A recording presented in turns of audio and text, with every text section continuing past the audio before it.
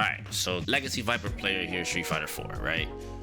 This is just my opinion on her after 48 hours of playing ranked, playing casual, playing some battle hub, playing some friends. How I feel right about now. So first off, I don't think Viper really loses anything major, just me personally. And there's some matches that clearly just need more time. So matches I think that clearly need more time, I'm gonna just put JP in here immediately.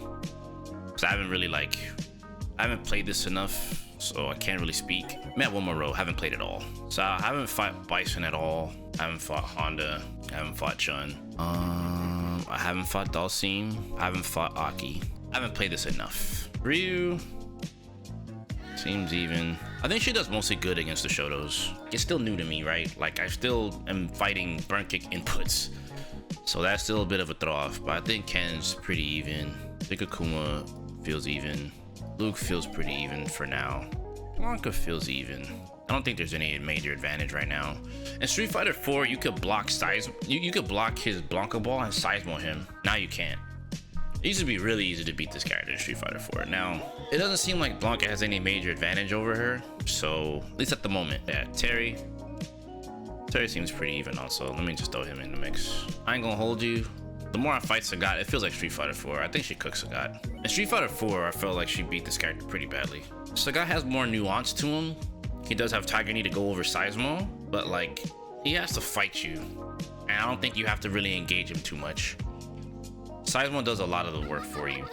Of course, one bad Seismo could lead to damage, but also one bad Tiger Shot could lead to big damage. I think Viper out damages Sagat too. Like on average. Of course, this is if you're optimal executing as well. I'm gonna throw that out here too. If you're optimally hitting her combos, then yeah. Let me see here. I fought Jamie a good bit. I don't think she loses to Jamie at all. He can't really drink in neutral for free. Drink has too much startup and Seismo is just fast enough to be like, oh, you're drinking. You know, you can always threaten him in the mid screen, right? So he can't just, you know, drink for free without getting a knockdown. He has to get a knockdown, I feel. Other than that, I don't know. It doesn't feel like it's like, oh my god, this is difficult. And even though I say that we cook, it doesn't mean like we just whoop their asses or anything like that. They can still fight you, right? Don't get it twisted. This isn't like, yo, this is a 6-4, 7-3 matchup or some shit like that. Because Street Fighter 6 doesn't really have that many 6. It might have 6-4s, but not like 7-3s. There's not like these complete unwinnable matchups. So just to preface that, right? I think she does really well against Manon. I think she's really good against Manon. I don't think Manon has any major advantages at the moment from what I can see. I think also Manon is one of the only other characters in which if you block their level 2 super, you get a lot of damage. You can do full charge focus force and she just bleeds. I think Manon's wake up options are really bad against Viper. And once you get her in burnout, it's just Seismo City. Now it doesn't mean like Manon can't like random you out. And I say that loosely, don't take it, you know, the wrong way, Manon players.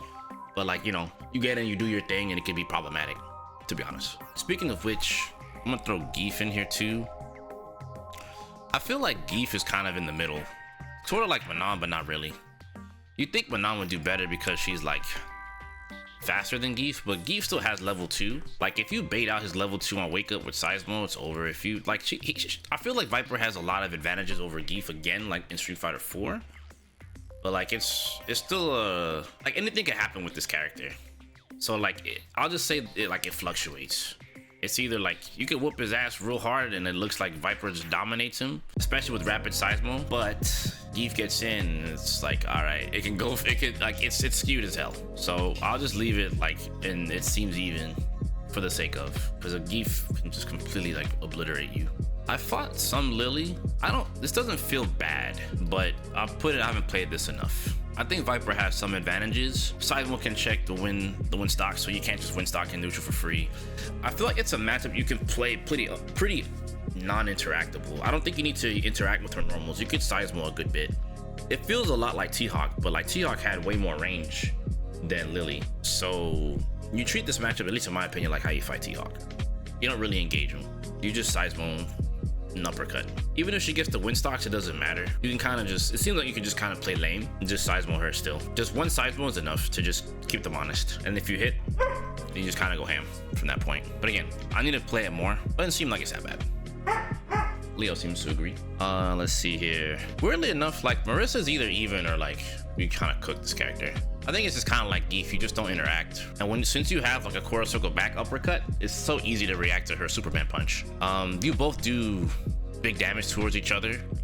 I think Viper has more damaging opportunities because she doesn't have to. She has Seismo, right? So you always have a way to do damage. I feel like I was playing it wrong, but the more I lab it, the more I was like, oh, okay, I was doing a lot of stuff kind of wrong. But I do feel like Viper's does have advantage. Like where you lose playing against Marissa is when you get used to like trying to use TK burn kick or cross up burn kick and stuff like that. You don't really need that. Just stick to Seismo and kind of just win. I'm not gonna hold you. Again, you land a hit, you can kind of go nuts, but because she has the armor move, just stick to Seismo, to be honest. Like Seismo Oki, I think just kind of owns her, but I still have to practice a little bit more and check some things. But I think she's pretty much in a good spot against Marissa, in my opinion. Let's see. Let me address the elephant in the room. Personal opinion, I'm thinking from what I've tested, I think she does really good against Mai. Mai has the same thing with the Shotos. But her fireball's slow, right? So Kachosen or Fan Toss is slow. And I feel like you can just kind of threaten with Seismo. Granted, she does have a dive that can threaten your Seismo, but that's like the neutral mind game, right? And I think once Viper kind of gets a knockdown, she can maul this character. Viper has a lot of like anti-DP Oki that I've been learning that like pretty much all the Shotos can kind of like die to it. I think it's because Seismo does work against the Fan Toss is why I'm starting to think that she cooks her. Not to mention her low forward drive rush doesn't have the range like the other Shotos to like catch. Right? That doesn't mean like, and I get it, you're probably like, well, why would you put her and you cook and when the Shotos, it's mostly because they have bigger buttons than she does. Drive rush, stand roundhouse is really good, stand heavy punch really good, stand medium punch really good. But like low forward drive rush is a big thing in my opinion, and hers not having the range necessary is kind of like cool. And Viper has a lot of long range normals to contest her if you want to go pound for pound there. Like Mai might have the speed, but if Mai's wrong, she takes too much damage. And I think on average, Viper's level 1 is in the matchup is better than Mai's level. Mai's only got limited, fans. Meanwhile, Rapid Seismo is on timer. So like I feel like when Viper gets her level 1 in the matchup, like it's either to close out or just to keep controlling space.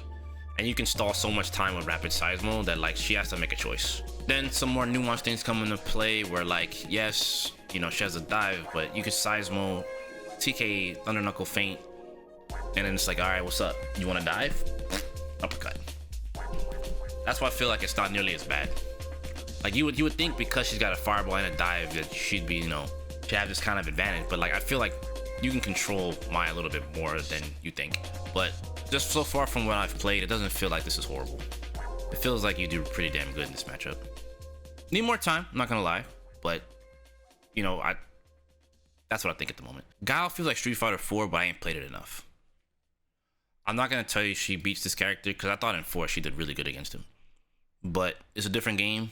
And some of the concepts from 4 still work against him. I just need to do more testing and play it more. But I'm not gonna lie here and tell you that like you just, it's even or it's super good, but I haven't played enough. DJ is a weird one for me also. I played like somewhat of a long set against one of them and I didn't have a good punish for him. I think because of his drive rush, it could be kind of hard just because he does fly across the fucking screen. His fireball does get cooked by Seismo. I don't know, it could be in the even department. I'm not 100%. So maybe I just throw it in, I'm not sure. I need to actually lab this a little bit more. So I'm not gonna lie, even though I played it, I could probably say like I could use a little bit more time against it. Cause I didn't fight that many DJs. I'm gonna be real and say, maybe at the highest level, this is gonna be real hard later. It starts out that way. Maybe it's more like a Geef matchup. I'll play this one a good bit. Kim does have good answers to Viper, but I think Viper has, the thing about that matchup is if Viper's right, she's right. And like, Kim is gonna bleed. Kim's Oki is probably the biggest saving grace in the matchup, so maybe it's even for now. I think when you're starting out as Viper, I think as you start out as Viper and you fight it, I think you'll probably feel this way. But like as you get more comfortable with her, I think it's gonna be about here. Jury, I feel like kind of falls under the same category as Mai, except for she has a worse fireball. And you can take a trade with Seismo against her EX Fireball. I think she does good here. It's pretty much the same. These two have kind of like the same-ish game plan, but mine just does it better. It didn't just say like if Jury gets started, it can't be annoying, but I think like the throw loop stuff doesn't really, and I'm gonna throw this out here too, like the throw loop stuff doesn't 100% apply to Viper because she has burn kick to call out your throw.